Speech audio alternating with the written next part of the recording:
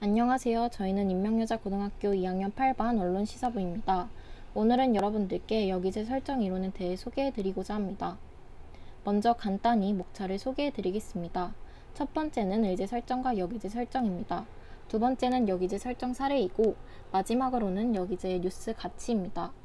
그럼 가장 먼저 의제 설정과 여기제 설정에 대해 설명해 드리겠습니다. 의제 설정이란 신문이나 방송과 같은 대중매체가 대중들의 의제 설정에 기여하고 있다는 이론으로 매스미디어가 어떠한 이슈를 강조해서 보도했을 때 소용자가 해당 이슈를 문제로 지각하게 되는 기능을 말합니다.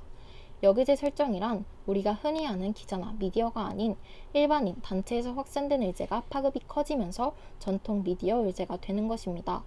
즉, 이슈가 발생하면 먼저 커뮤니티 등에서 독자들에게 화제성을 얻은 뒤에 언론들이 그 이슈를 다루는 것입니다. 원래 미디어가 일반의 의제에 영향을 끼쳐야 하는 반면에 일반인의 의제가 온라인을 통해 역으로 미디어에 영향을 미치기 때문에 역방향의 의제 설정이라 하여 여기제 설정이라고 부릅니다. 아래 사진을 보면 더욱 쉽게 이해할 수 있습니다. 전통 미디어에서는 이슈가 발생하면 언론을 통해 독자가 이해하는 과정을 거쳤다면 소셜미디어에서는 이슈가 발생하면 온라인이나 SNS를 통해 독자에게 전해지고 그 이슈를 언론에서 다뤄 또다시 독자에게 전해지는 과정을 거칩니다. 다음은 여기제 설정 사례에 대해 소개해드리도록 하겠습니다. 여러분들은 브레이브걸스의 롤린이라는 노래를 알고 계시나요? 대부분의 사람들이 아실 거라고 생각합니다. 첫 번째 사례는 바로 브레이브걸스의 롤린과 관련이 있습니다. 브레이브걸스는 2011년에 데뷔를 하고 어느 정도 시간이 흘렀지만 인기는 그러지 못했습니다. 하지만 유튜브 알고리즘이 이들을 살렸습니다. 브레이브걸스의 위문열차 공연 댓글 모음 영상이 유튜브 알고리즘으로 조회수가 급상승하여 큰 인기를 얻게 되었습니다. 유튜브를 통해 대중들에게 알려졌고 나중에 기자들이 이 현상을 접하고 기사를 내기 시작했기 때문에 여기제 사례 중 하나로 볼 수 있습니다. 두 번째 사례는 SBS 드라마 조선구마사와 관련된 내용입니다. 조선구마사의 첫 방영이 끝난 뒤 온라인 커뮤니티나 트위터와 같은 소셜미디어에서는 조선구마사의 논란점에 대한 글이 올라왔습니다. 왜곡된 역사적 사실을 가지고 작품을 만들어낸 것에 대해 시청자가 나서 문제를 제기했기 때문입니다. 언론이 직접적으로 밝히기 전에 잘못된 사실을 발견한 시청자가 논란을 제기했다는 것이 여기제 설정 사례라고 할 수 있습니다. 세 번째 사례는 광교 갤러리아 발장난 사건입니다.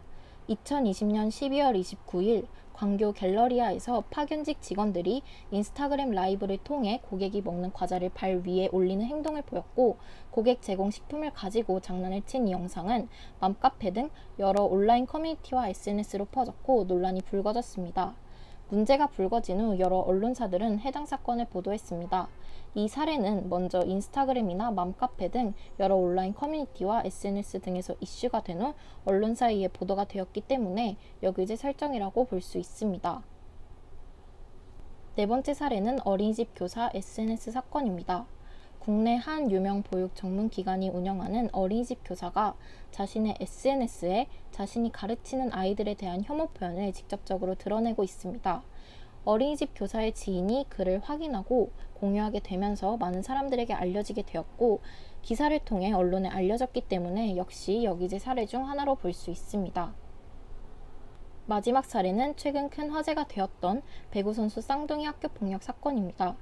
쌍둥이 선수들을 향한 학교폭력 논란은 DC 인사이드라는 웹 커뮤니티를 통해 처음 폭로글이 올라왔습니다. 이 사건을 시작으로 배구계에서는 물론 스포츠계에서의 학교폭력 논란이 퍼지게 되었습니다. 웹 커뮤니티를 통해 논란이 된 사건이 뉴스를 통해 점차 확산되었기 때문에 여기제 설정 사례 중 하나입니다. 다음으로는 여기제의 뉴스 가치에 대해 이야기하도록 하겠습니다. 뉴스의 사전적 의미는 일반인에게 잘 알려지지 아니한 새로운 소식입니다. 크게 문제 삼지 않았던 부분을 다시 상기시켜주고 그 문제가 되풀이되지 않도록 공공연하게 알리는 역할을 뉴스가 하고 있는 것입니다. 만약 뉴스가 이러한 문제점을 제대로 인식하지 못한다면 소셜미디어를 통해 국민이 먼저 의제를 제시함으로써 문제 해결에 먼저 앞장서는 것도 필요합니다. 따라서 우리나라 미디어가 잘못된 점을 인식하고 올바른 콘텐츠를 만들어갈 수 있도록 인도하는 것이 우리가 해야 할 일입니다. 소셜미디어의 여기제 설정도 기존의 전통적 뉴스만큼이나 사람들에게 가르침과 자기 반성의 기회를 제공함으로써 더 나은 사회를 만드는 데 일조합니다.